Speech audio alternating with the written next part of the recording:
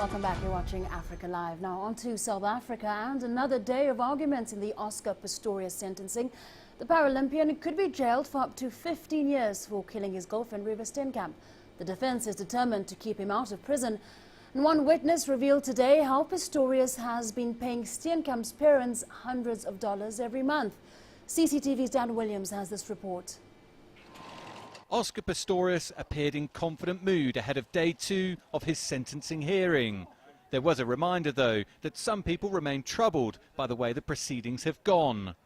Defence witness Annette Verheer, a probation officer, told the court that prison time would not be constructive because jailers would not be able to protect Pistorius.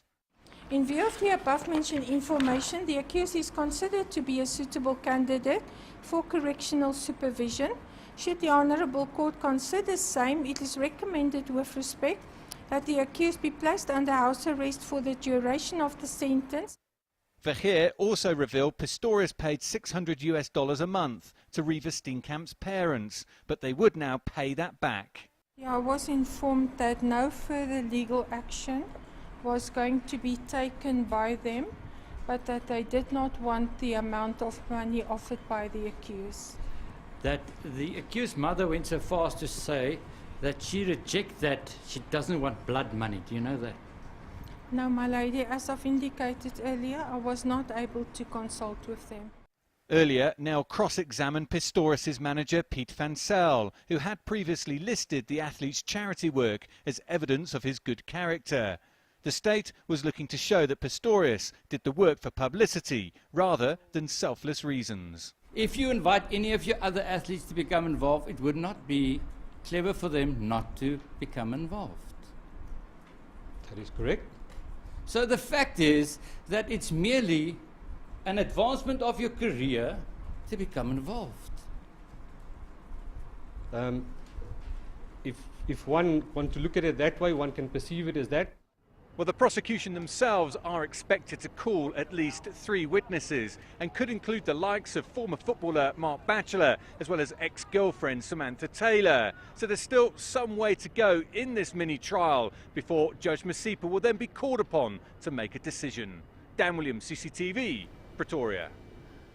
Right, now let's go live to Dan Williams for the latest on that sentencing proceedings. Dan, just run us through some of the highlights that happened throughout the day. Well, I think that key revelation today was the confirmation of those financial payments and the communication, if you like, at least on a legal level, between Oscar Pistorius and the Riva Steenkamp family. So confirmation that Pistorius had paid 6,000 rand a month for the last 18 months. That amounts to around $10,000 over the 18 months. I spoke to or heard from the lawyer of the Steenkamp family afterwards. He talked about how the family would pay that money back. It was called blood money in the court, and the reason being is that they were cash-strapped, the Steenkamp family, at the time of the incident, and that is no longer the case. They are now financially independent. And that, of course, being what I think the key revelation there today. The other thing that Oscar Pistorius offered was some $37,000 after selling his car and offering that money to the Steenkamp family as well. Now, that money was not accepted by the Steenkamp family. So, as I say, a key revelation, confirmation that there had been financial payments between the two, and of course we also heard from the lawyer as well, and he said that it is unlikely that they will also pursue a civil claim. So, as I say, quite an interesting day of revelations here at the court. All right, Dan, and after speaking to you previously, is everything still on track in terms of how long these proceedings will continue and when we should expect a final sentence? Well, we expect the defence to wrap up their witnesses probably first thing tomorrow morning. I don't think that's going to last particularly long. And then we will be on to the prosecution witnesses. Now, we're expecting 3 or 4 of those, as I mentioned in the piece there, the former footballer Mark Batchelor, who had a scuffle with Oscar Pistorius not too long ago before the incident. He could take the stand The former girlfriend, Samantha Taylor, could also take the stand. And the other person, they were both sitting in court, the other person sitting in court was Jared Mortimer. Now, he was the man that had a scuffle with Oscar Pistorius, allegedly in a nightclub in July. So all of those could take the stand as Kerry now tries to build towards his case to illustrate, if he can, that Oscar Pistorius has shown little remorse since the death of Reeva Steenkamp.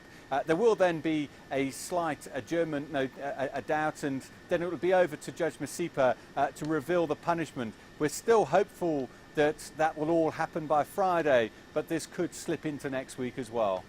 All right, Dan, thanks very much. Dan Williams there live in Pretoria. Now to Nigeria, where the country is marking a sad milestone. 6 months have passed since more than 200 schoolgirls were kidnapped by Boko Haram militants. They were taken from Chibok in April. Weeks later, the abductions had captured the international community's attention, and with global support pouring in, many thought the girls' rescue would be swift. 6 months later, at least 219 girls remain in captivity. Government says rescuing them could put their lives in danger. Also, with the other global crises like ISIS and Ebola, the international community's attention has shifted.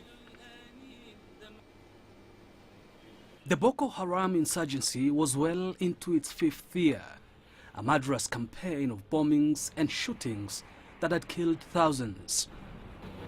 Yet it was the kidnapping of these girls that propelled Boko Haram onto the world stage. Almost 300 youngsters snatched from their school, many then paraded on camera by a man purporting to be Boko Haram's leader, Abubakar Shekau. Chibok also threw the spotlight onto Nigeria's security forces and their struggle to meet the Boko Haram threat. For days after the kidnapping, officials gave out conflicting stories about what happened. How many had been taken, how many escaped, and even now has not given a comprehensive list of the missing girls. Some Nigerians also have criticized the response of the presidency. The security forces have long claimed to know where the girls are, but fear they'll be killed should troops move in. President Goodluck Jonathan repeatedly has promised to what it takes to secure the girls' release. Behind him, Jonathan has secured an unprecedented international partnership. Help from countries including China, America, and other African nations. And the government of China promised to assist us, and I believe that assistance will come almost immediately. The government of the United States of America, the United Kingdom, and France have also spoken with me and have expressed their commitment to help us resolve this crisis in Nigeria. The girls' fate also became an international cause. 6 months on, though, the Chibok schoolgirls remain in captivity. Many fear their ordeal could last yet longer. Kofa Mrenje, CCTV, Nairobi, Kenya. Now, the Bring Back Our Girls campaign earlier called for a week of action. They plan to march to the presidency.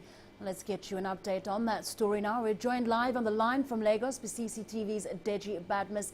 Deji, can you talk us through the Bring Back Our Girls campaign march today? They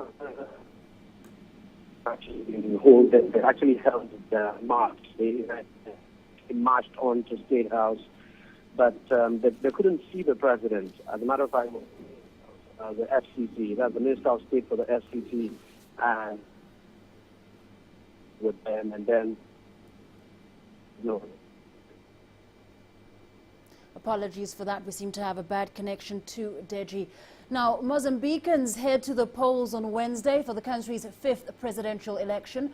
When the results are released, there'll be a new man in charge as President Armando Guebuza steps down after reaching his 2-term limit. The vote comes after a new peace deal to end an 18-month insurgency. CCTV's Guy Henderson reports from the capital, Maputo. After 18 months in hiding, Alfonso Dhlakama draws crowds wherever he treads. The campaign convoy of the Renamo opposition may lack the smooth slogans, but it's riding a wave of fascination in its once elusive leader. Dhlakama's very presence in the capital is highly unusual. This is a ruling party stronghold. It is likely to remain so, but even here, the opposition sees potential votes.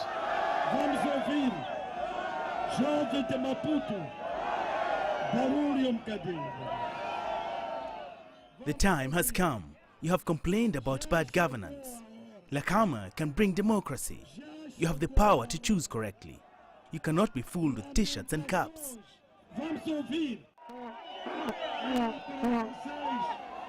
The build-up has been mainly peaceful, but armed loyalists stay close. Not long ago, these men were being hunted by the army. And it was this man, the defence minister, now Frelimo's presidential candidate, who gave the orders. Felipe Nyusi is relatively unknown. That may not be a burden. That's because there's growing disillusionment with the old guard. At the very least, a perception that 10 years under President Armando Guebuza has enriched a small, mainly southern elite. Nyusi himself is from the north. His message, that he's listening. We began working across the country with just one mission: to listen to the Mozambican people, to understand them, to keep them informed. Before today, we did not understand. We had no vision. But what we are saying now is that we want to continue our programs.